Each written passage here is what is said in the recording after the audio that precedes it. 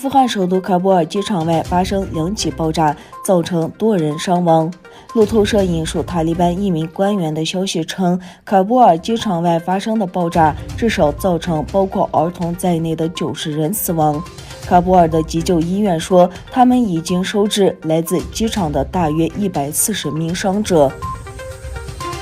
中国外交部军工司司长傅聪在向外国记者的吹风会上表示，美国在新冠病毒溯源有关的情报调查尚未公布之前，就已在病毒溯源问题上指责中国，将此问题政治化。傅聪表示，将中国当成替罪羊并不能为美国辩解，如果想毫无根据地指责中国，就必须准备好接受中国的反击。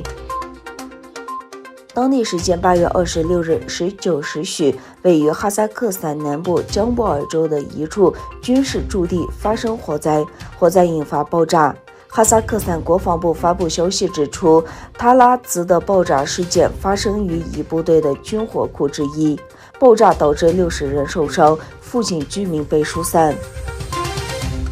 日本厚生劳动省26日发布消息称，国内5个都县的8个接种会场发现尚未使用的美国莫德纳产新冠疫苗瓶内混入了异物，发现混有异物的总计39瓶。后劳审要求暂停使用相同时期在同一生产线制造的3批次，总计约163万剂疫苗，以测安全。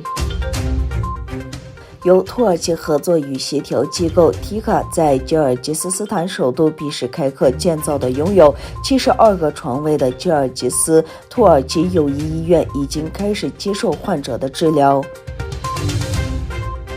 根据中国官方天山网8月24日报道，至今为止，东突厥3个县市的1600多个所谓老城社区已被拆除，超过20万人流离失所。中国当局强调，要把更大规模的开展这项工作作为一项紧迫任务。观察者认为，通过这种方式，中国当局一方面试图摧毁老式的维吾尔社区，另一方面试图为像洪水一样向东突厥3迁移的汉族移民创造一个栖息地。